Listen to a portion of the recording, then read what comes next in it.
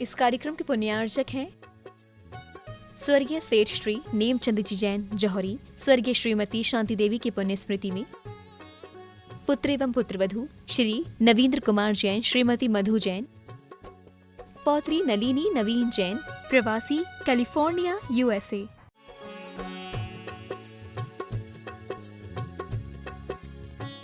किया जाएगा 15 फरवरी को प्रातः 10:15 बजे से 11 बजे तक व दोपहर में 3 बजे से 5 बजे तक जिनवाणी चैनल के माध्यम से पंचकर्णक महामहोत्सव का सीधा प्रसारण किया जाएगा। इसी तरह विशेष प्रसारण 16 फरवरी को प्रातः 7 बजे से 8 बजे तक किया जाएगा। आप महानुभाव समस्त कार्यक्रमों में सम्मिलित होकर धर्म लाभ अर्जित करें। तपोधर तीर्थ क्षेत्र कमेटी ने निर्णय लिया है 10 तारीख से संपूर्ण क्षेत्र देश दुनिया के समस्त भक्तों के लिए पूरे तरह खोल दिया गया है। सिर्फ संतशाला और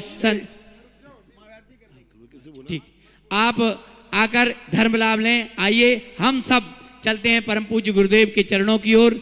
मैं परम पूज्य गुरुदेव से प्रार्थना करूंगा जिज्ञासा समाधान के सत्र में हम सब पर कृपा करें। पूज्य गुरुदेव। नमः सिद्धि नमो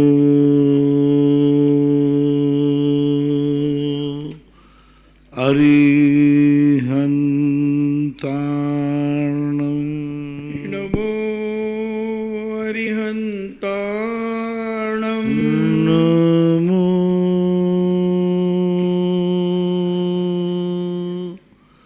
सिद्धाणं नमो सिद्धाणं नमो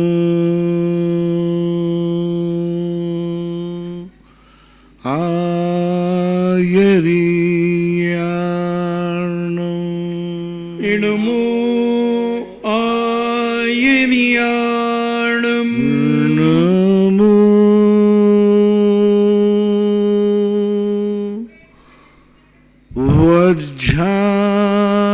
वज्रायाणं नमो उबज्झायाणं नमो लोये सव्यसाहूर्णं नमो लोये सव्यसाहूर्णं। पंच परमेष्टि भगवान की जय। आचार्य श्री गुरुवर कुंद कुंद महाराज की जय। आचार्य श्री गुरुवर विद्यासागर महाराज की जय। परम पूजनीय निर्यापक श्रवण मुनि श्री सुधा सागर जी महाराज की जय हो। परम पूज्य श्री गंभीर सागर जी महाराज की जय। पूज्य गुरुदेव से जिज्ञासा के लिए प्रार्थना। सभी जिज्ञासु एवं श्रोतागण पूज्य श्री को अपने अपने स्थान से नमोस्तु करें। जिज्ञासा प्रारंभ करते हैं।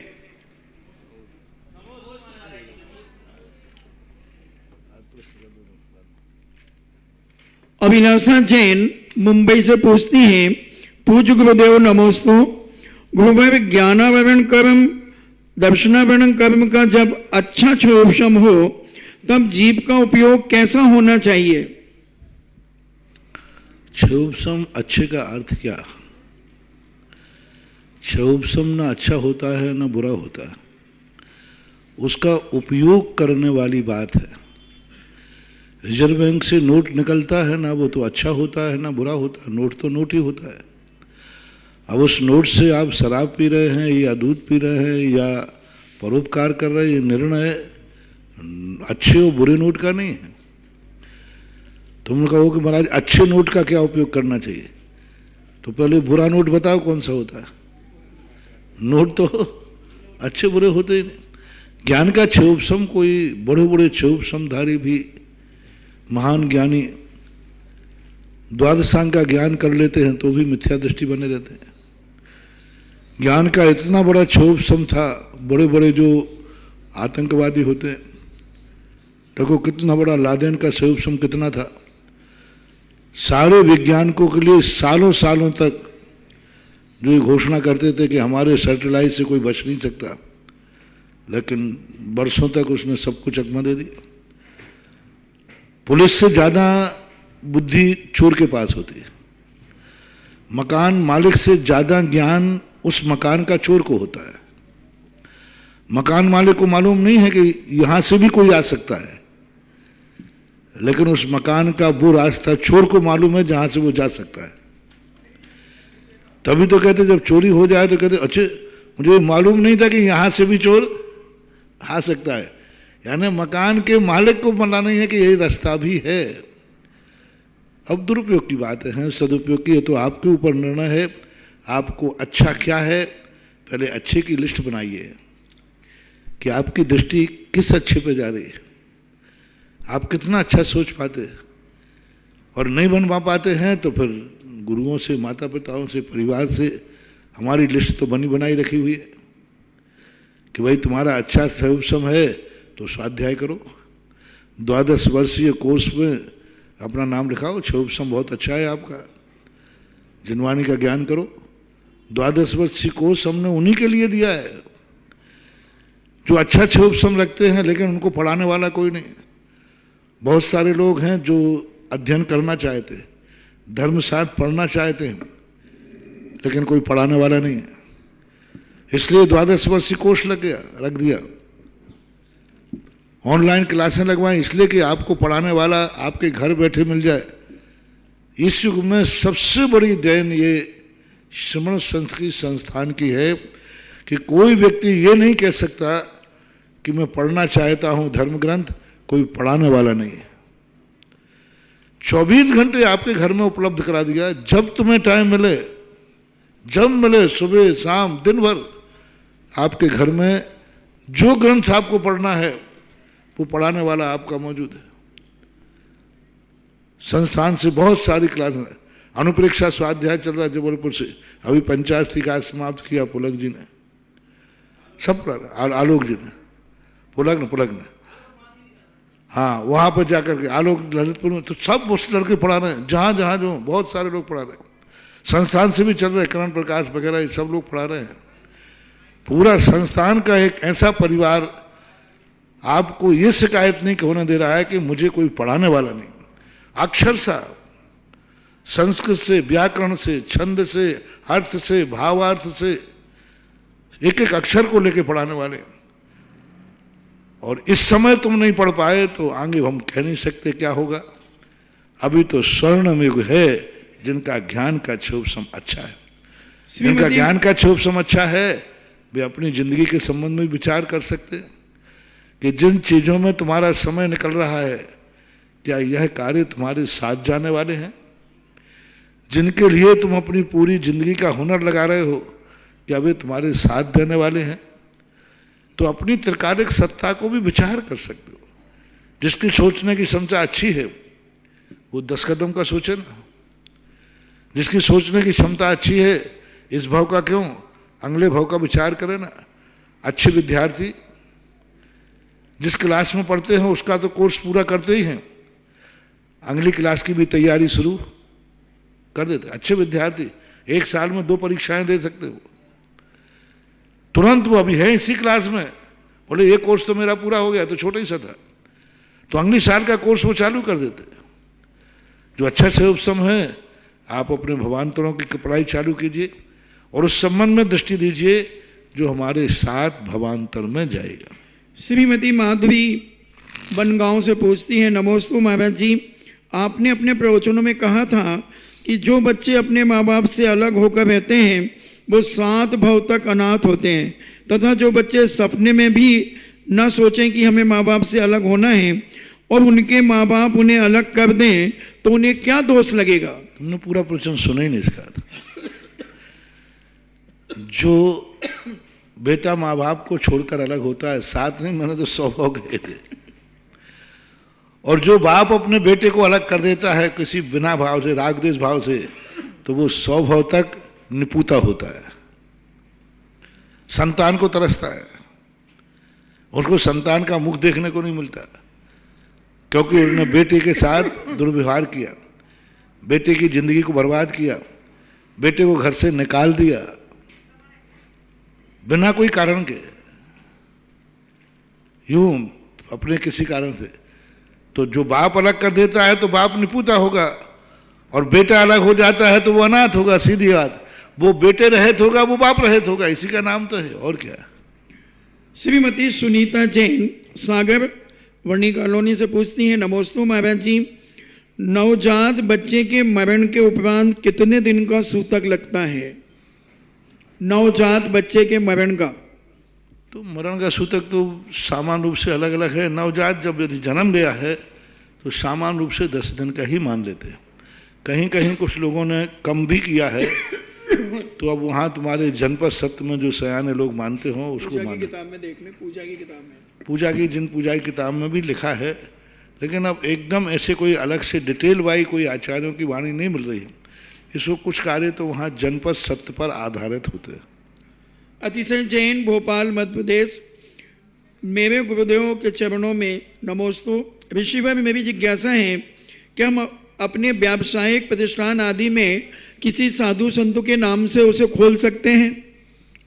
मैं बोलूँगा नहीं, लेकिन मना भी नहीं करूँगा, क्योंकि श्रद्धेय के लिए श्रद्धा का विषय लेकर के शुरू से भी कहो शास्त्रों में भी इस प्रकार के उल्लेख मिलते आए। भगवानों के नाम से बच्चों के नाम मिलते आए। दक्षिण भारत में ऋषभनाथ, अजितनाथ, शांतिनाथ, कुंथनाथ, अनंतनाथ, भगवान का हुबहू नाम रखा जाता है बच्चों का। जब बच्चों का नाम रखा जाए तो प्रतिष्ठान में, लेकिन बस इतना ही है कि महान आत्माओं का नाम रखा जाए तो प्रतिष्ठान भी गरिमापूर्ण होना चाहिए। नहीं तो तुम महावीर मद्रालय खोलो, गुटखा दुकान, भगवान ऋषभदेव गुटखा, जूते का खोलो, जूते की खोलो। हाँ, तुम कोई भगवान का नाम लेके जूते की दुकान खोल लो। तो नाम जब रखें तो व्यापार भी अच्छा हो, आदर्श हो, जिससे अपने कुल जाति मर्यादा का ध्यान रखा जाए। श्रीमती चंदा जैन आष्टा से पूछती हैं, नमोस्तु महाराज जी, तत्वावसूत ग्रंथ राज के अंदर भूत अनुकंपा वाला जो सूत्र आता है उसमें भूत किसे कहते हैं, व्रतों का क्या लक्षण है, अनुकंपा का क्या लक्षण है? भूत का अर्थ होता है जीव राशि। भूत का अर्थ होता है वो तुच्छ राशि जिसकी कोई अलग से गुणात्मक पहचान नहीं। सामान्य भूत का अर्थ होता है जीव। भू सत्तायाम, जो मात्र हैं उनकी कोई पहचान नहीं है, उनका कोई आदर्श नहीं है, मात्र है। और फिर वृत्ति वर्त है, वृत्ति का अर्थ है गुणवान, जो अपनी कुछ पहचान रखते हैं, जिनका आचरण कुछ विशेष होता है, उनको वृत्ति कहते हैं। और अनुकंपा जो करते हैं, फिर भी ये जीव कैसे भी हों, हमें उन पर दया भाव रखना चाहिए। दया भाव यानी हमें उनके प्रति सदा अच्छा सोचना चाहिए। और भूत अनुकंपा और व्यक्ति अनुकंपा में अंतर? मैंने 1-2 महीने तक अभी प्रवचन दिए, मात्र इसलिए कि अपने से जो पुण्यहीन हैं उनके प्रति हमारा क्या कर्तव्य है। 3 व्यक्ति हमने चुने थे, एक पुण्यहीन और एक मैं खुद और एक हमसे आगे पुण्यवान। तो पुण्यहीन के साथ मुझे क्या व्यवहार करना चाहिए, पुण्यहीन की जिंदगी कैसे जीना चाहिए, पुण्यहीन हमारे जीवन में कितने उपकारी हैं, कितने उपकारी हैं, उसकी मैंने 2 महीने लगभग रेगुलर पुण्यहीनों के ऊपर बोला। अभी प्रश्न चल रहे हैं बीच के, जो बीच में अपन खुद हैं, हमारी जिंदगी कैसे होना चाहिए, अब यही चल रहा है। हमारी जिंदगी कैसे होना चाहिए, हमें कैसे जीना चाहिए। क्या हमारी सारी जिंदगी दूसरों के लिए ही है? पुण्यहीनों के साथ कैसा व्यवहार करना है उपदेश दे दिया, अनुकंपा दया करो, पुण्यवानों की पूजा करो। अरे हमारे संबंध में भी तो कुछ बताओ कि मैं कैसा रहूं, अपने प्रति भी कर्तव्य है। अभी लगभग 1.25 महीना हो गया, मार्च मध्य में अपन बैठे हुए हैं, स्वयं की जिंदगी कैसे होना चाहिए, स्वयं का जीवन कैसे होना चाहिए, अपने लिए मैं कैसे सुखी बनूं। अभी 5-7 दिन से भाई के ऊपर चल रहे हैं, दूसरों के लिए नहीं, पुण्यहीनों के लिए नहीं, पुण्यवानों के लिए नहीं, स्वयं की जिंदगी कैसे निर्भय हो जिससे मैं सुखी हूं, सुख कहाँ है, मैं सुखी कैसे हूं। अभी लगभग 1 महीना हो गया है, अपने खुद आत्मा को टारगेट किया है कि अपनी जिंदगी में अपने आप का क्या परिचय है। अभी मेरे से आगे चलने वाले जो पुण्यवान लोग हैं उनके संबंध की अभी मैंने चर्चा शुरू नहीं की। इसलिए पुण्यहीनों पर सया अनुकंपा रखना चाहिए, दया रखना चाहिए, क्योंकि अंत में तुम जब पीछे गिरोगे, पीछे कौन है तुम्हारा? आगे पुण्यवान चलता है, पीछे पुण्यहीन चलता है। गिरोगे तो पीछे गिरोगे, संभालेगा कौन? पुण्यहीन। पीछे तुमने किसी को अपना बनाया ही नहीं। खतरा पीछे से ज्यादा है, क्योंकि आंखें तो आगे हैं, आगे तो हम देख लेंगे। जो हमसे आगे चल रहा है वो हमें बचाने वाला नहीं है, क्योंकि वो तो आगे बढ़ जाएगा। लेकिन पीछे वाला जो है उसकी आंखें हमारे तरफ है। यदि पीछे वाला सही है तो हम बच जाएंगे, और यदि पीछे वालों को हमने नाराज कर दिया तो पीछे वाला हमेशा पुण्यहीन होता है। वो सामने से छुरा नहीं भौंकेगा, वो पीठ में छुरा भौंकेगा। पुण्यहीन पीठ पीछे छुरा भौंकेगा, और आंखें तुम्हारी है नहीं, तुम पकड़ भी नहीं पाओगे। इसलिए सदा व्यक्ति को संसार में जब तक जीना है, अपने से पीछे वालों से बना के चलो, अपने से छोटे से बना के चलो, अपने से पाप जो पुण्यहीन है उनसे बना के चलो, हमसे जो गरीब है उनसे बना के चलो, हमसे जो कमजोर है उनसे बना के चलो। क्योंकि इस पंचम काल में दलदल है, गिरने की संभावना ज्यादा है, गिरने की संभावना बहुत ज्यादा है। जो आज प्रातःकाल ही मैंने कहा था, जीवन में सुरक्षित कैसे रहोगे? पुण्यवान तुम्हें नहीं लूटेगा। कौन लूटेगा? पुण्यहीन लूटेगा। तुमसे अधिक बड़ा आदमी तुम्हें नहीं लूटेगा, तुमसे कम जो पुण्यहीन है वो लूटेगा, वो लूटेगा। उनसे हम लूट सकते हैं। आज हमारा पूरा का पूरा जो कुछ भी है सब पुण्यहीन लूटेगा। जो हमसे पुण्यहीन है, गरीब है, दरिद्र है, वो लूटेगा। जो हमसे अधिक पुण्यवान है वो हमें लूटेगा नहीं, वो हमें कभी लूटता नहीं है।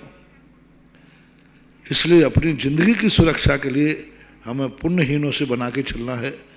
जो हमसे कमजोर हैं उनसे, उनको नाराज नहीं करना है। हाँ, जब तुम्हें आगे बढ़ना हो तो आगे वालों से बढ़ा के चलो, क्योंकि हमने आगे का रास्ता देखा नहीं है, हमें रास्ता आगे वाले दिखाएंगे। आगे चलना है तो हमसे जो अधिक पुण्यवान है उनके पीछे चलो, उनको खुश रखो, उनसे बना के चलो। गिरने से बचना है तो अपने से पीछे चलने वालों से बना के चलो। तो ये यहां पर कहा गया, भूतों के प्रति भी अनुकंपा, वृत्ति दान, भूत वृत्ति अनुकंपा दान। भूतों के प्रति तो दया रखो और वृत्तियों के प्रति दान का भाव रखो। वृत्तियों पर अनुकंपा नहीं। महाराज को दया भाव से हार मत देना, दान देना। इसलिए वृत्ति पात्र है, पात्र को दान दिया जाता है और अपात्र पर दया की जाती है। राजन जैन मेरठ, नमोस्तु गुरुदेव। आपने जिज्ञासा समाधान में बताया था कि जहाँ फिसलन होती है वहाँ भगवान और गुरु नहीं होते। गुरुवर जहाँ फिसलन हो और इच्छा शक्ति कमजोर हो और मन फिसलने को कह रहा हो, तब हम कैसे नियंत्रण करें? क्योंकि भगवान और गुरु वहाँ इसलिए नहीं होते क्योंकि फिसलन गंदगी में होती है, और भगवान गंदे स्थान पर जाते नहीं हैं। जहाँ जहाँ गंदगी होती है वहाँ वहाँ भगवान तुम्हारे साथ जाएंगे नहीं। इसलिए जहाँ तुम गिरते हो वहाँ गुरु नहीं होता। तुम गिरते हो बाजार में, मंदिर में कोई नहीं गिरता, मंदिर में कोई परिणाम बुरे नहीं करता। तुम गिरते हो बाजार में, वहाँ गुरु नहीं है। तुम गिरते हो दोस्तों के यार में, वहाँ गुरु नहीं है। जहाँ जहाँ तुम गिरते हो, जहाँ जहाँ तुम्हारा मन पापी होता है, जहाँ जहाँ तुम्हारा मन बिगड़ने की चांस है, वहाँ भगवान और गुरु नहीं होता। जहाँ भगवान और गुरु होता है वहाँ मन बिगड़ने की संभावना कम है। ऐसे मंदिर है, यहाँ मन कम बिगड़ता है। बिगड़ जाए तो तुम डरते हो, कांपते हो। गुरु जहाँ रहता है वहाँ गलती नहीं होती आपसे, सावधान रहते हो। जहाँ गुरु नहीं होता है वहाँ सबसे ज्यादा खतरा है। इसलिए मैंने कहा था, पूजन की थाली आज तक नहीं बिगड़ी। मैं 50 साल से देख रहा हूं मंदिरों में, जिस मंदिर में जैसे पूजन की थाली थी वैसे ही चल रही है। कोई बिगाड़ के तो देखे। किसी मंदिर की पूजन की थाली नहीं बिगड़ी, जैसी थी वैसे ही चल रही। क्यों? वो भगवान के सामने है ना थाली, वहां गुरु पहुंच सकते हैं, गुरु का अधिकार क्षेत्र है। लेकिन भोजन की थाली कितनी बिगड़ गई, क्योंकि ना वहां भगवान है ना गुरु है। 50 साल पहले आपके दादाजी की भोजन की थाली और आपकी थाली में कितना अंतर आ गया। क्यों? वहां गुरु नहीं है। यदि हमें अनुमति दिलवा दीजिए आप कि जैसा आप मुझे आहार देखने आते हो,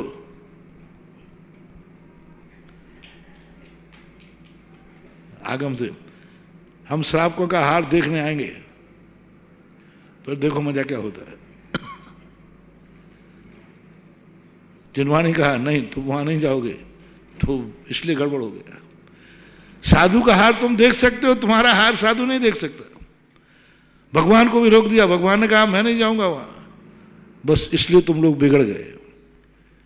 इसलिए सबसे ज्यादा खतरा पूजन की थाली पर नहीं है, सबसे ज्यादा भ्रष्ट होने का खतरा भोजन की थाली पर है, क्योंकि वो गुरु की मर्यादा के बाहर है, गुरु की सीमा के बाहर है। बाजार में तुम्हारे साथ यहां तुम कुछ गड़बड़ करोगे, गुरु तुरंत बुलाए सावधान। बाजार में तुम्हारे साथ गुरु नहीं है जहां तुम्हारा मन बिगड़ता है। इसलिए उसमें तो आपको खुद समझना है, खुद विचार करना है, एक डर लेकर के। भले यहां गुरु नहीं है, लेकिन शाम को तो हमें गुरु के पास ही जाना है ना। भले यहां गुरु नहीं है, लेकिन सुबह तो मुझे भगवान के पास ही जाना है ना। यदि मेरे किए हुए कारनामे की खबर गुरु तक पहुंच गई, तो कल क्या गुरु मेरे से अंजलि में आहार ले लेंगे? बस ये तुम्हें बचा सकता है, तुम्हें एक अनर्थ से बचा सकता है। मन मचल गया तुम्हारा कि ये कार्य करना है, शराब पीना है, तुरंत यदि काश मेरे गुरु को पता चल जाए तो क्या वो मुझे चौके में आने देंगे? नहीं आने देंगे। मन से कहना मैं सबको छोड़ सकता हूं, लेकिन गुरु को नहीं छोड़ सकता। सबको छोड़ सकता हूं, तेरा मन शराब पीने का हो रहा, नहीं पीऊंगा, क्योंकि पीते ही गुरु छूट जाएंगे। कल मुझे भगवान के सामने अभिषेक करना है, यदि पता चल गया सबको तो कल से अभिषेक बंद हो जाएगा। अरे मन, तू कितना भी मचल जा, लेकिन मैं अपने प्रभु का अभिषेक नहीं छोड़ सकता, इतना ध्यान रखना। मैं तेरी उस आवश्यकता की पूर्ति कर दूंगा जिस आवश्यकता की पूर्ति में मेरा भगवान, मेरा गुरु न छूटे। वह बात के लिए मचल तो मैं पूरा कर दूंगा। सीधा वार्निंग करो, आप अपने मन से समझौता करो। उन बातों पर मन मचलना जिसमें मेरा गुरु, मेरा भगवान, मेरा धर्म नहीं छूटना चाहिए, मैं पूरी कर दूंगा इच्छा। उन बातों पर यदि तूने मचला तो ध्यान रखना ये पूरी नहीं होगी। यदि ये हिदायत अपने मन को दे दो, आपका मन कंट्रोल में आ जाएगा। एक मन को समझा दो मैं हर कुछ करने को तैयार हूं, लेकिन गुरु नहीं छूटना चाहिए, गुरु का हार दान नहीं छूटना चाहिए। तुम्हें जो कुछ भी करना है वो सब करो, बस विचार करते समय करो, यह कृत्य करने के बाद मैं गुरु की अंजलि में एक गिलास देने लायक रहूंगा या नहीं रहूंगा। यदि है तो सब चीजें आपको छूट है, कोई बाधा नहीं।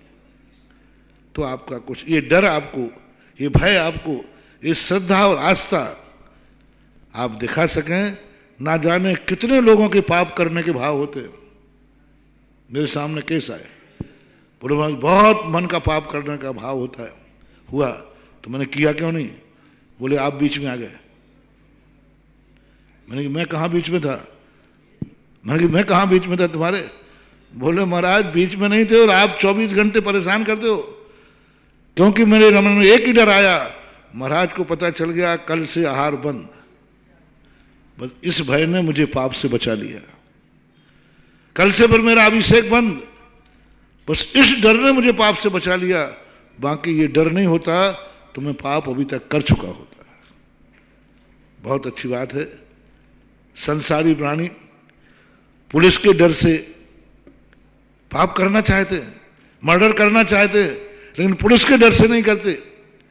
ज्ञानी भी पाप करना चाहता है, लेकिन वो गुरु के डर से नहीं करता, बस इतना काफी है। अमित जैन, मऊरानीपुर। नमोस्तु महाराज जी, मैंने सुद पंचमी के दिन आपसे नियम लिया था कि तत्वार सूत्र का पाठ करूंगा, मगर किसी दिन छूट जाता है महाराज जी, तो मैं क्या करें उस दिन? उसका कुछ थोड़ा बहुत प्रायश्चित कर लेना चाहिए, या दूसरे दिन डबल कर लेना चाहिए। रीति जैन, झांसी। नमोस्तु गुरुवार, हम अपने अंदर आत्मविश्वास कैसे लाएं और हर पल ईश्वर के साथ कैसे रहें? मैंने कह दिया ना कि भय और लोभ दो ही व्यक्ति के लिए आत्मविश्वास और भगवान के साथ रहने की बात कर सकते हैं। आपकी जिंदगी में ये होना चाहिए, इनके बिना मैं कितना भयशील हूं, अनाथ हूं, असहाय है, कोई भी लूट सकता है। ये भय आपको आलमबंद लाएगा। आजकल बहुत सारे शहरों में पुनः लौट रहे हैं संयुक्त परिवार में, क्योंकि अकेले परिवार वाले लेते हैं फ्लैटों में, गार्डन में, कॉलोनियों में। आजकल लोग अलग से फ्लैट नहीं, अलग से अपना प्लाट लेकर के मकान नहीं बनाते। क्यों? मुराद दो आदमी हैं, हम नौकरी पे गए, रात में कोई यहाँ घर में कोई मर्डर करके चला जाए तो क्या करेंगे? इस डर के कारण लोग संयुक्त फैमिली में रह रहे हैं। भय ने उनको हिला दिया, घटनाओं ने हिला दिया, कौन पूछने वाला है? जब पति नौकरी पे जाता है, घर में अकेली महिला रहती है, और यदि उसका अलग से बना हुआ बंगला है, कांपती है। कॉलोनियों में, आजकल कॉलोनियों में ऐसा तो है नहीं कि चहल पहल हो, कॉलोनी की सड़कें बिल्कुल सुनी रहती हैं, घर में टीवी है,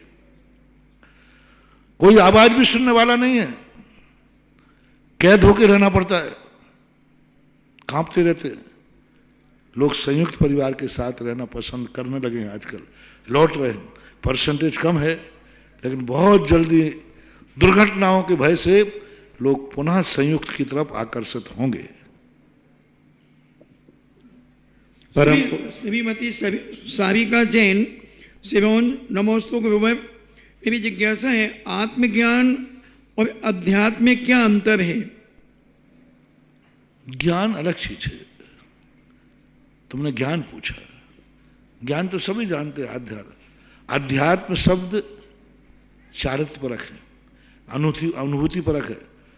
अधि आत्मा, जिसके आत्मा में अध्यात्म प्रकट हो गया है।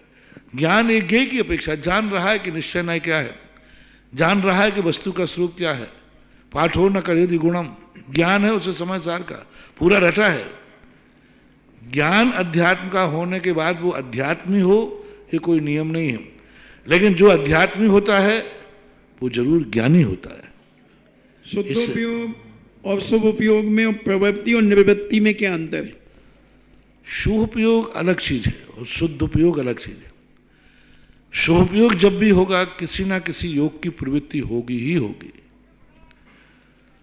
और जब शुद्ध उपयोग होता है तब वहां योग की गौण हो जाते हैं, उपयोग मुख्य हो जाता है। ज्ञान ने किसको विषय बनाया है, वह उसके आधार पर बंद होगा।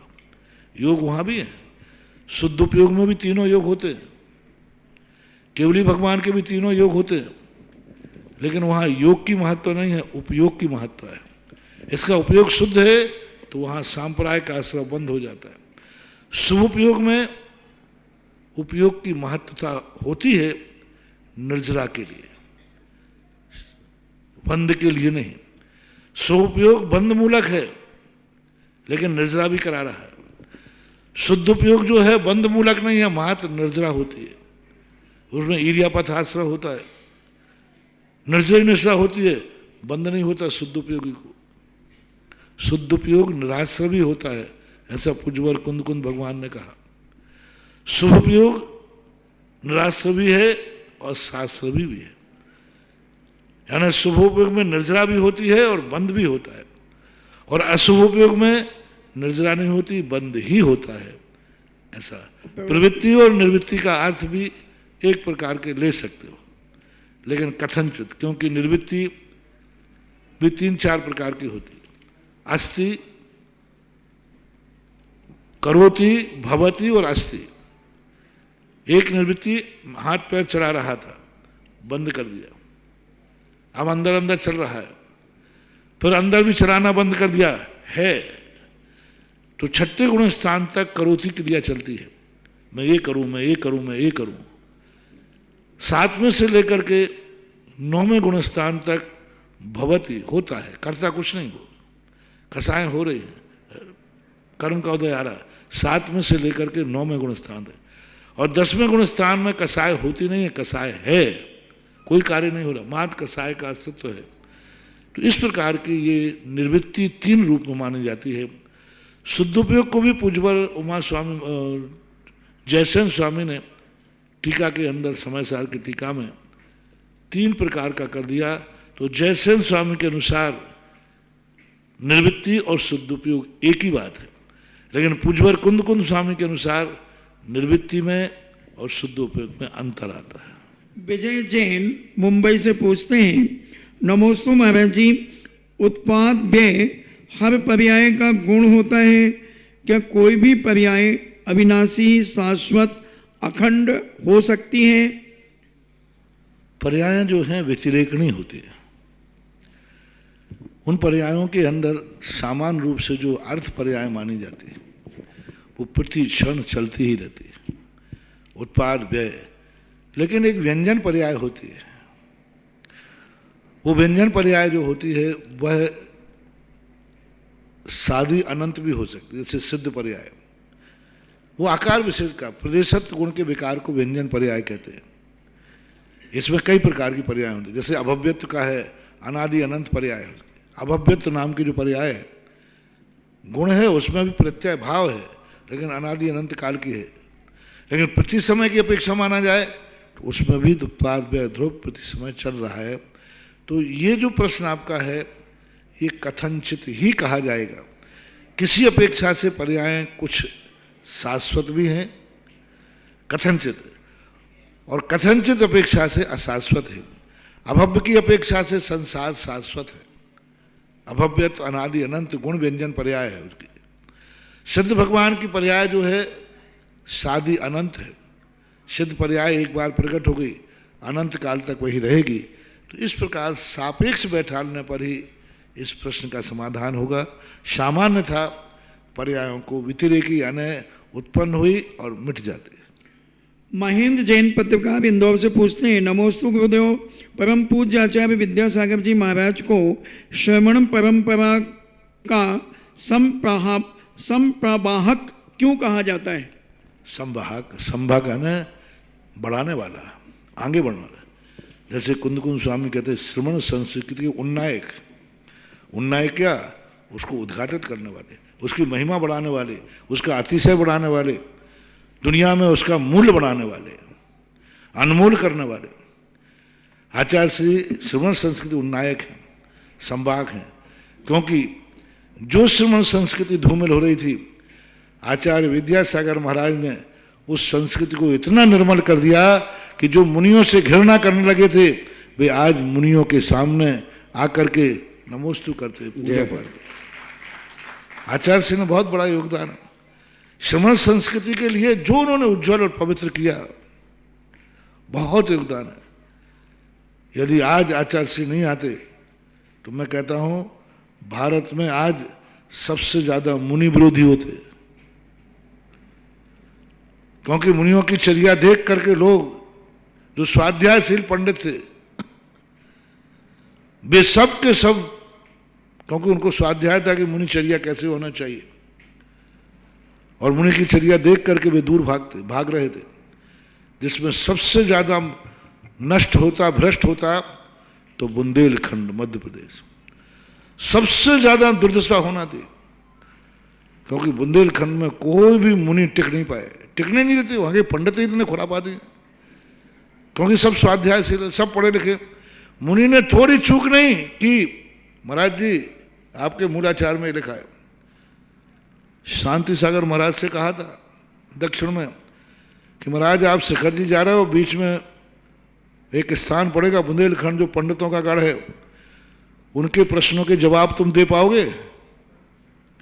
इसलिए कोई देवता सिद्ध कर लो जिससे उनके मुखबंद को किलित कर सको। हाँ, पंडित सुमेर चंद जी ने लिखा है, शांति सागर महाराज जी का बहुत खतरनाक सिद्धांत था, पंडितों का गढ़ था, किसी महाराज को टिकने नहीं देते, उनसे ऐसे और सवार थोड़े प्रश्न करते कि बेचारे महाराज भाग जाते।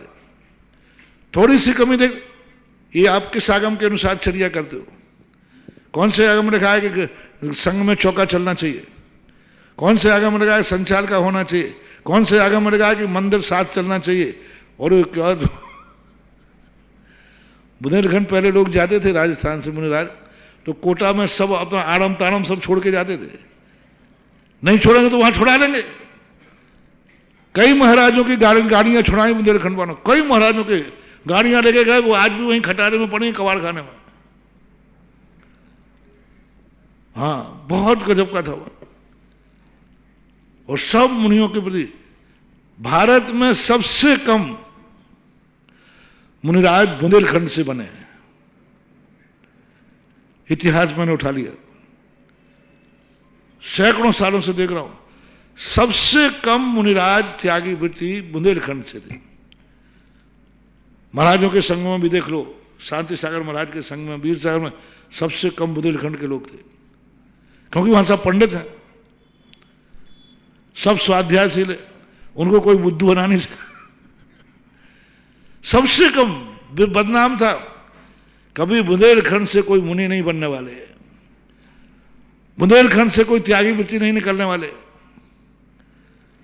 मात एक आचार्य विद्यासागर महाराज ने आज वो करके दिखा दिया कि आज वर्तमान में सबसे ज्यादा बुंदेलखंड के साधु। जय जय बुंदेलखंड वही है, प्रदेश के 81 मुनि हैं, खान वही है, सब कुछ वही है, लेकिन जौहरी नहीं था। अब नकली हीरे होते तो कोई भी उठा लेता, असली जौहरी का ऐसे जाओ। आचार्य से के आने पर श्रमण संस्कृत संभाग देखो कितना बड़ा है। आज सारा बुंदेलखंड जो पंडितों का गढ़, मुनि विरोधियों का गढ़, सबसे ज्यादा सोनगढ़ कांजी का प्रभाव था तो बुंदेलखंड में सारे पंडित लगे थे, बड़े बड़े पंडित, एक से एक पंडा थे, वे सब वहीं छू छू करने लगे थे। हाँ, बुंदेलखंड खूब होता था जम के, मंदिरों मंदिरों में सभाएं थी,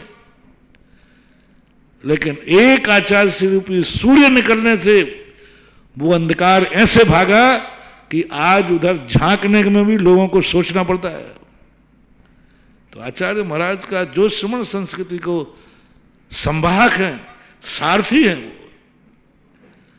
नहीं तो ये रथ रुक गया था, और उन्होंने इस रथ का ऐसा संचालन किया कि आज सारी दुनिया एक बात कहने लगी, मुझे पता नहीं भगवान महावीर हुए हैं कि नहीं हुए, लेकिन ये पक्का है कि हमारे सामने भी महावीर की मुद्रा है। जय हो। चर्या है, कुंद कुंद स्वामी ने जैसी चर्या लिखी, पता नहीं ऐसा कोई मुनि पालते होंगे, नहीं पाल के दिखा दिया कि ये लो चर्या, ये इतने बड़े संघ को लेकर ना गाड़ी है ना पिछाड़ी है, ना चौका है ना फोका है, ना संचालक है ना संचालिका है, पिछी कमंडल जिंदाबाद। हाँ, और पूरे भारत में घूमते हैं ठाट से। तो ये बहुत बड़ा सहयोग है। और वस्तु मायने में जो कुंद कुंद स्वामी एक समय माने जाते थे संवाहक, आज वर्तमान में संवाहक को पूज्य शांति सागर महाराज माने जाते, और उसी प्रकार आचार्य विद्यासागर महाराज श्रमण संस्कृति के उन्नायक हैं, संवाहक हैं, सारथी। परम पूज्य आचार्य गुरुदेव श्री विद्यासागर जी महाराज के आज्ञानुवर्ती शिष्य निर्यापक श्रवण मुनि पुंगव श्री सुधासागर जी महाराज के मुखारबिंद से देश विदेश में अपने घरों पर विराजित जिनवाणी चैनल के माध्यम से, सुधा कला चैनल के माध्यम से जिज्ञासा भेजने वाले, सुनने वाले उन सभी भक्तों की ओर से 3 बार नमोस्तु नमोस्तु नमोस्तु। इस क्षेत्र पर विश्व के बड़े बाबा की वेदिका के स्वर्णकारी हेतु प्रवीण जैन, उषा ऋषभ आनंद जैन, राजा खेड़ा धौलपुर 11,000 रुपए की राशि, 51 रुपए की राशि रविंद्र कुमार, अनीता, रोमित, अभिषेक जैन, कृष्णगिरी तमिलनाडु 5,000 रुपए की राशि कर्नल मोहन शरण, श्रीमती प्रफुल्लता, दीपा कृष्ण, पायल, योहान गुप्ता परिवार, नेहा गोयल उज्जैन 10,000 रुपए की राशि पंचगणक हेतु ऋषभ जैन दिल्ली, 11,000 रुपए की राशि तपोदय तीर्थ में चल रही गौशाला हेतु फतेहलाल, इंदर कुमार, महेश कुमार, अशोक कुमार, राजेंद्र कुमार, अशोका इलेक्ट्रिकल जयपुर 9,000 रुपये की राशि स्वर्गीय बसंती बाई रत्ने संजना अभिषेक तेजस जी जैन दमोह। प्रथम जिज्ञासा महाराज श्री राजेश जी पनागर, अध्यक्ष दिगंबर जैन समाज पनागर।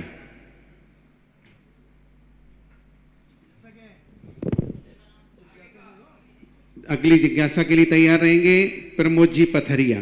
पूज्य मुनिपुंगव सुधा सागर जी महाराज के श्री चरणों में बारंबार नमोस्तु। पूज्य छुल्लक महाराज जी के चरणों में बारंबार भिक्षामि। महाराज जी, मेरा प्रश्न 40 वर्ष से लेकर 55-60 वर्ष तक के माता पिताओं से संबंधित है।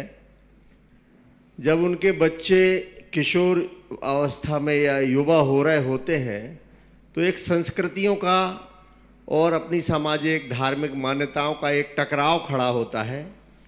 वे समझ नहीं पाते कि इन बच्चों को टैकल कैसे किया जाए। एक सामंजस्य की समस्या होती है क्योंकि उनके अंदर अपने पुराने जो हमको धार्मिक और सामाजिक संस्कार मिले हैं एक वो होते हैं, लेकिन आज के नए बच्चों में उनकी अपनी एक युवा वय, उसका एक जोश कह लें या युवापन कह लें, दूसरा मोबाइल की संस्कृति, इंटरनेट इत्यादि। इस तरह से एक बड़ी कठिन समस्या खड़ी होती है। शुरू में तो ज़्यादातर माता पिता चूक ही जाते हैं अपने बच्चों को संभालने में। महाराज जी, आपसे दिशाबोध चाहता हूँ ऐसे माता पिता। मैंने इसके संबंध में बहुत बार कहा, कोई भी बच्चों के ऊपर कोई दुष्प्रभाव नहीं है वर्तमान में, कुछ भी नहीं। सबसे ज़्यादा माता पिता भ्रष्ट हो रहे हैं। माता पिताओं की वेशभूषा बदल रही है, माता पिताओं के रहन सहन बदल रहे हैं। माता पिता यदि अपने जीवन में प्रभावित न हो, आज बच्चों से ज़्यादा माता पिता फास्ट हो रहे हैं पाश्चात्य संस्कृति में, दौड़ में। आप देख लीजिए, आज सबसे ज़्यादा बच्चों की ड्रेस से गड़बड़ होती है कि माता पिताओं की। एक माँ की ड्रेस कैसी होती है जब उन्हें घूमने जाते हैं, कैसे रूप में जाते हैं, उनके खान पान देखो कैसे होते हैं। माता पिताओं को सोचना चाहिए। सबसे पहले बच्चा जब रोता है तो पहले माँ उसको उठा के छाती से लगाती थी, आज जब रोता है तो उसको मोबाइल पकड़ा दिया जाता है। उसको खुद पता है कि आगे तेरी जिंदगी, और मोबाइल देके वो चुप हो गया तो बच्चा जानता है कि मेरे लिए सुख देने वाला मोबाइल है, मम्मी नहीं है। एक छोटी सी बात, 90% उसको ही पकड़ा देते हैं। सबसे पहली ड्रेस की भी चॉइस बच्चा नहीं करता, आधुनिक ड्रेस बच्चे माँ बाप से लाते हैं। यदि हम शुरू से चेते रहें तो बहुत कुछ पाश्चात्य हवाएं हमारी पीढ़ी को बचा सकते हैं। हम बच्चे को को एजुकेशन में नहीं भेजेंगे, शुरू से बच्चे की मांग नहीं थी, बाद में उसकी मांग हो गई। हमारे यहाँ नियम बना जाए, जब तुम वोट देते हो, कोई एजुकेशन का कॉलेज नहीं होगा हमारे यहाँ। हमें बच्चियों का कॉलेज अलग चाहिए, मांग करो अलग खुलेंगे। आप नियम बनाए, हम कोई एजुकेशन में बच्चों को नहीं पढ़ाएंगे, आप नहीं पढ़ाएंगे। दुकान के जो दुकान खुलती है ग्राहक के अनुसार। महाराज सम्मेद शिखर पर बहुत सारी दुकानें खुल रही हैं, मैंने कि मैं कल बंद कर दूंगा, यहीं बैठे बैठे बंद कर दूंगा। कल के दिन वो सब नीचे उतर के आ जाएंगे। बस जैनी लोग एक नियम ले लें कि मैं मधुबन से जब चलूंगा मैं लौट करके ही पानी पीऊं, कभी पानी पीऊंगा ही नहीं। जय हो। एक दिन आप देखना, एक हफ्ते के काम है हमारे। कोई व्यक्ति उनकी दुकान से कुछ मत खरीदो और सारी दुकान के नीचे खरीदना शुरू कर दो, सारी दुकानें कहां आ जाएंगी?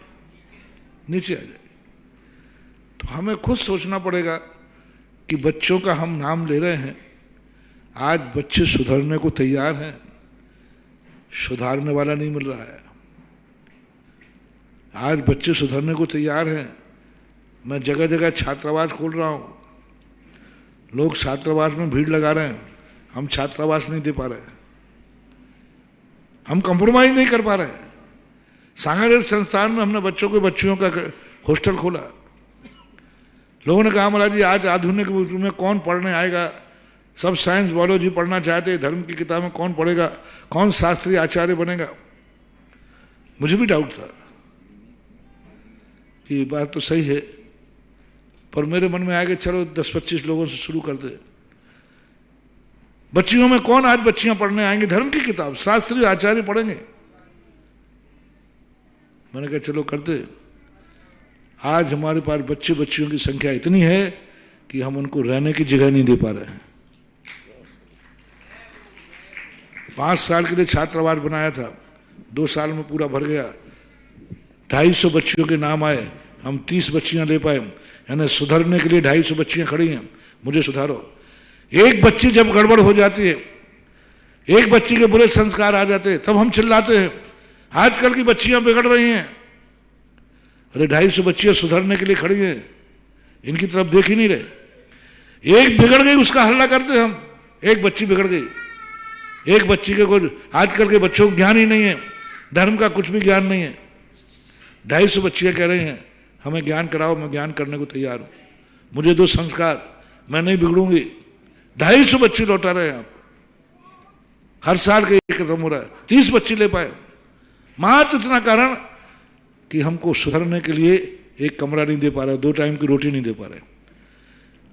बिगड़ने के लिए लाखों करोड़ रुपया खर्च होते हैं, सुधरने के लिए एक कमरा और 2 टाइम की रोटी चाहिए। कितने सस्ते में सुधर रहे हैं, और जगह जगह सब हर जगह यही हो रहा है। लेकिन हम सुधारने की बातें करते हैं, सुधारने को आगे नहीं आते। कोई आज तक नहीं आया कि महाराज जो बच्चे बच्चियां सुधरने को तैयार हैं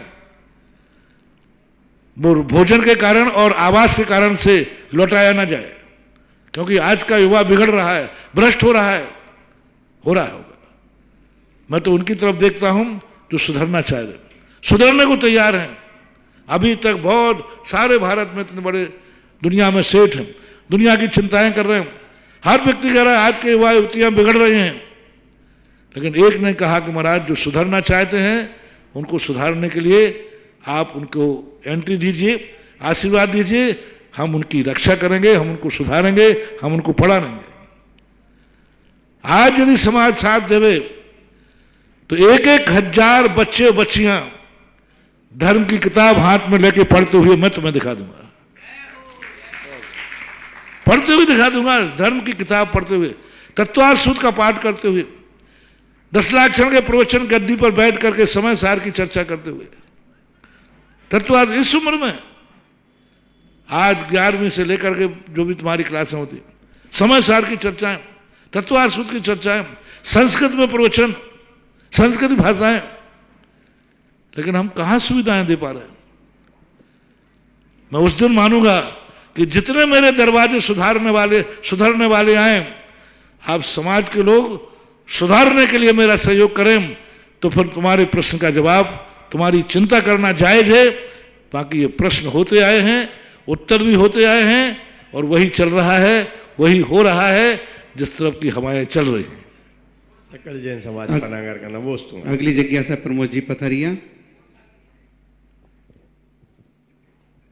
महाराज जी के चरणों में मेरा और मेरी पथरिया की पूरी समाज का नमोस्तु। महाराज जी के चरणों में बारंबार इच्छामि। महाराज श्री, मेरा प्रश्न है कि यह मनुष्य जीवन हमें बड़ी मुश्किल से मिला है। इस मनुष्य जीवन पाने के लिए हमने बहुत बार कई योनियों में गए हैं, उसके बाद मिला है। और इस मनुष्य योनि मिलने के बाद हमें बुद्धि भी मिली है, अच्छा शरीर भी मिला है। परंतु महाराज जी, मैं आपसे मैंने यह संबोधन चाहता हूँ कि महाराज मुझे अब इसके बाद मुझे जन्म ना लेना पड़े। महाराज इसके लिए मुझे क्या करना पड़ेगा? और महाराज जी, मैं देखता हूँ कि पूरा जीवन आदमी धर्म करता है, पूजा करता है, पाठ करता है, परंतु उसका बुढ़ापा कई लोगों का खराब चला जाता है। तो उनका क्या होता होगा महाराज जी, जिनने जीवन भर धर्म किया और आखिरी में वो भी धर्म को सही समझ नहीं पाए, धर्म को जो परिभाषा थी वो नहीं समझ पाए। धर्म क्रिया करने का नाम नहीं है, धर्म वो क्रिया जिसके लिए की जाती है उसको पहचानना है। कोई व्यक्ति यदि 4th क्लास में पढ़ता है तो वह विद्यार्थी अच्छा नहीं जो 4th क्लास को जानता है, वह विद्यार्थी अच्छा माना जाता है, पढ़ेगा वह जिसको 5वीं कक्षा में जाने का भाव है। पढ़ना चौथी का है और लक्ष्य 5वीं कक्षा का हो तो पढ़ाई होगी। चौथी कक्षा में ही रहना है तो पढ़ने की क्या जरूरत है, चौथी कक्षा में ही रहना है। आज तक किसी विद्यार्थी कॉलेज में तुम गए, बोले साहब मेरा एडमिशन लिख लो, बोले क्यों, मुझे चौथी कक्षा में बैठना है, उससे आगे नहीं, मैं जिंदगी भर चौथी कक्षा में पढ़ूंगा, तो कौन कॉलेज एडमिशन देगा। लोग जो धर्म कर रहे हैं इसलिए सही धर्मात्मा नहीं बना, उस धर्म को जानते हैं, उन्होंने लगा रात्रि भोजन त्याग करना है, बस हमें अभक्ष नहीं खाना है, बस यही हमारा लक्ष्य है। ये लक्ष्य नहीं है, ये साधन है। मुझे मंदिर जाना है, बस इतनी लक्ष्य है। मुझे अभिषेक करना है, बस इतनी लक्ष्य है। वो एक दिन अभिषेक छोड़ देगा, थक जाएगा। अभिषेक करना है हमारा नियम, हमने सोच लिया कि जिंदगी अभिषेक नहीं। पहले बताओ ये अभिषेक क्यों कर रहे हो आप? अभिषेक महत्वपूर्ण नहीं है। अभिषेक किस लिए किया जा रहा है? यदि वो ज्ञान हो जाए तो व्यक्ति ऐसे ही पढ़ेगा कि पूरे चौथी कक्षा में साल भर पढ़ेगा, क्योंकि उसको 5वीं में जाना है। जिसको चौथी में ही रहना है वो पढ़ेगा नहीं। आप लोग इसलिए नहीं पढ़ रहे हो, सब कुछ करते हुए भी इसलिए नहीं सुधर रहे हो क्योंकि आपने जहां हो वहीं रहना चाहते हो। जो नियम ले लिया बस यही पलता रहे, नहीं। पहले सोचो इस नियम का फल क्या है, लक्ष्य क्या है, किस लिए तुम यह नियम पाल रहे हो। उस लक्ष्य की तरफ ध्यान रखोगे तो उत्साह बनेगा, आगे बढ़ने का भाव बनेगा। इसलिए पूजा करना ही हमारा लक्ष्य नहीं है। हम पूजा को जाने लगे अयम धर्मात्मा, मिथ्या दृष्टि। अरे मैं तो धर्मात्मा बन रहा हूं, आप मिथ्या दृष्टि। हाँ मिथ्या दृष्टि। पूजा करना ही तुम्हारा लक्ष्य था? नहीं। सम्यक दृष्टि कहता है पूज्य बनना मेरा लक्ष्य है। पूजा करना तो साधन है। पूजा करने वाला पूज्य बन रहा है तो वो सच्ची पूजा है। देश वृत्ति महावृत्ति बनने का भाव कर रहा है तो सच्चा व्रत है। मुनि महाराज हमें तो मुनि बनना था, बन गए, मिथ्या दृष्टि। मुनि महाराज यदि ये कहता है कि नहीं मेरा अभी अरहंत तो सिद्ध बनने का मेरा लक्ष्य है, उस उद्देश्य को लेकर मैं कर रहा हूं, तो वो पुरुषार्थ करेगा। तो व्यक्ति को साध की तरफ ध्यान न होने से साधन में व्यक्ति पाकर के भी बिगड़ जाता है। अगली जिज्ञासा ब्रह्मचारी महावीर भाई, इसके बाद तैयार रहेंगे सुरेश जी पटवारी बिजौलिया। मेरे गुरुदेव को बारंबार नमस्तु। महाराज श्री, जब जब आपने देवशास्त्र गुरु रथ यात्रा का आशीर्वाद समाज को दिया है, चाहे कोटा से चंद्रोदय, तीर्थ से चांदखेड़ी, ललितपुर से देवगढ़, चाहे गुना से पुण्योदय और ज्ञानोदय वाली, ऐसी, और वो क्षेत्र पहले कुछ नहीं थे, लेकिन गजरत जब जब पहुंचा और वो क्षेत्र फिर ऐसी ऊंचाइयां छुए कि आज अभिषेक वाले लाइन लग गए।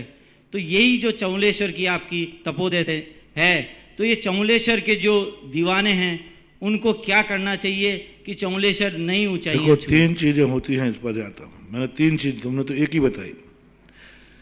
पहली चीज तो हुई कि जहां से रथ यात्रा शुरू हुई है वहां के जीवन ऐसा अपने आप में धन्य हो जाता है, क्योंकि इतना बड़ा कार्यक्रम, इतनी बड़ी जुलूस शुरुआत हो। दूसरा, जो जो जुलूस में चले हैं या जो जुलूस में चलने कर भगवान के साथ बिहार के या इंद्र बने हैं, इंद्राणी बने हैं, उनके जीवन में भी बहुत विचित्र घटनाएं, बहुत ऊंचाइयों पर छुआ। सबसे बड़ा लाभ तो उनको है जो भगवान के साथ बिहार करते हैं, जो भगवान के साथ बिहार करके उनकी महिमा बढ़ाते हैं। भगवान के बिहार में जाकर इंद्राणी बनते हैं। 100 इंद्र बन करके भगवान अकेले नहीं चलेंगे, कोई छोटे मोटे भगवान नहीं है, त्रिलोकीनाथ हैं। हम भगवान के साथ दुनिया को दिखा देंगे कि हमारे भगवान जब एक कदम बढ़ाते हैं तो लाखों कदम उस तरफ बढ़ जाते हैं जहां भगवान बढ़ते हैं। भगवान की प्रभावना जब रथ यात्रा निकलती है ना गांव में, तो उससे लगाया जाता है कि महोत्सव कितना महत्वपूर्ण है कि उसमें भीड़ कितनी है। भगवान की महिमा उससे देखी जाती, तीनों लोग के देवता आ जाते हैं। मरने वाले का अंदाजा उससे लगाया जाता है, इसकी अर्थी में कितने लोग गए थे, बारात में नहीं। कौन सा व्यक्ति मरा है, अर्थी के जनाजे को देखकर अंदाज लगाया जाता है कि कौन मरा है। इसी प्रकार भगवान की महिमा को जब देखते हैं, जब देवता भी उतर के आ जाते हैं तो एक महिमा बढ़ाते हैं, इनका लाभ। और जहां पहुंचता है उस क्षेत्र का तो विकास हो ही जाता है, क्योंकि वो इतनी बड़ी संस्कृति और संसार को लेकर जाता है, रास्ते में इतनी बड़ी प्रभावना करते हुए जाते हैं। इसलिए चौलेश्वर पारसनाथ का तो ये एक प्रकार के विकास का शंखनाद है, आगाज है। सबको अपनी तैयारी के रूप में सबसे ज्यादा ये प्रयास करना चाहिए। दुनिया के रथों में, दुनिया के समूहों में तो हम जाते हैं, जब भगवान का चतुर्थ काल में भगवान पारसनाथ ने यहाँ से चौलेश्वर का विहार किया होगा, उस विहार को अपन को फिर से ताजा करना है, ऐसा मानना चाहिए। महाराज श्री, आपने महिमा बताई और लोग जानते हैं कि वास्तव में गजरथ का अपने आप में क्या महत्व है। और यहाँ से तो साक्षात प्रभु के समोषण का विहार होना। एक केंद्र की और मेरे पास घोषणा आई है, इंजीनियर उमेश चंद्र जैन, अरुणा पंकज अनुकृति जैन, अमरसा आप्त जैन। बंधुओं, जिन्हें सौधर्मेंद्र कुबेर चक्रवर्ती आदि बनना है, वो अकेले सौधर नहीं रहेंगे, उनकी सची उनके साथ रहेगी। कुबेर अकेले नहीं रहेंगे, कुबेरानी उनके साथ रहेगी। चक्रवर्ती अकेले नहीं रहेंगे, 96,000 पटरानी नहीं रहेगी, लेकिन एक जरूर रहेगी। इतना तो आप इस बात मानिए। तो जिनको भी अपनी भावनाएं प्रसिद्ध करना यहां पर करेंगे, ताकि आने वाले समय में हम इस महा महोत्सव की घोषणा कर पाए और महोत्सव की भव्य शोभा यात्रा लेकर के चलेंगे। अगली जिज्ञासा सुरेश जी पटवारी बिजौलिया। सभी इंद्रों की देवियां रहेंगी। महाराज श्री, कई लोगों की भावना है कि अगर तारीख घोषित हो जाए तो हम लोग अपने परिवार की व्यवस्था को सेट करके इंद्राणी भर करके भी चल सकें, क्योंकि बहुत सारी पारिवारिक व्यवस्थाएं हैं, बच्चों के एग्जाम भी हैं। तो आपके मुखारबिंद से कोई दिनांक का निर्धारण हो जाए ताकि लोग अपनी व्यवस्था में जुट करके सम्मिलित हो सकें। देखो, सबसे पहले तो एक ही है कि परीक्षाएं भी आ रही हैं और सबसे बड़ी गर्मी भी आ रही है। सबको देखकर ब्रह्मचारी जी अभी देख रहे थे, मुहूर्त वगैरह देखा, मैंने भी देखा। देख करके आप अपनी तारीख घोषित करो, मैं आपके साथ चलूंगा। मेरे बिहार की कोई तारीख नहीं होती, मेरा तो बिहार अनियत होता है। हम तो अनियत बिहारी हैं। लेकिन आप यदि भगवान को लेके चलेंगे तो शायद मेरा मन भी मचल जाए साथ चलने का। जय हो, जय हो। तो आपकी तारीख में मैं शामिल हो जाऊंगा, मैं अपनी तारीख घोषित नहीं कर सकता। इसलिए आप भगवान की तारीख, आपने जुलूस की तारीख घोषित करें, फिर मैं कहूंगा हाँ मेरा मन भी हो रहा है कि आप लोगों के जुलूस में मैं भी चलूंगा।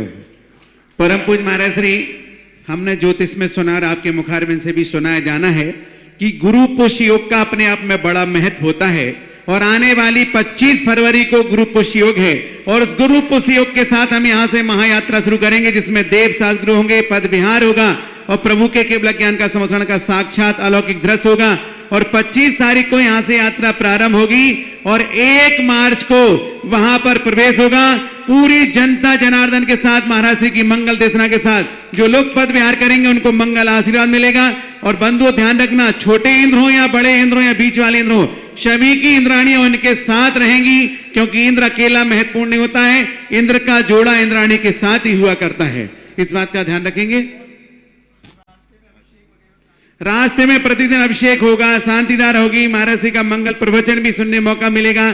सायंकालीन बेला में जहां पहुंचेंगे वहां जिज्ञासा समाधान भी होगा, और सायंकालीन बेला में जिज्ञासा समाधान के पश्चात इंद्रों की सभा का अलौकिक दृश्य होगा। सुंदर सुंदर नाटिकाएं भी हम दिखाएंगे, क्योंकि ग्रामवासी वहां पर रहेंगे, उनका भी हमें थोड़ा सा आत्मरंजन के साथ साथ मनोरंजन करना होगा।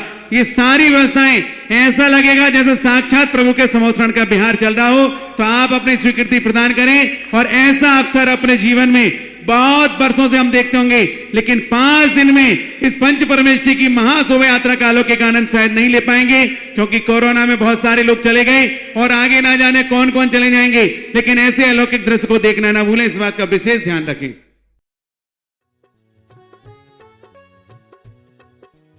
इस कार्यक्रम के पुण्यार्चक थे स्वर्गीय सेठ श्री नेमचंद जी जैन जौहरी, स्वर्गीय श्रीमती शांति देवी की पुण्य स्मृति में पुत्र एवं पुत्रवधू श्री नवींद्र कुमार जैन, श्रीमती मधु जैन, पौत्री नलिनी नवीन जैन, प्रवासी कैलिफोर्निया USA।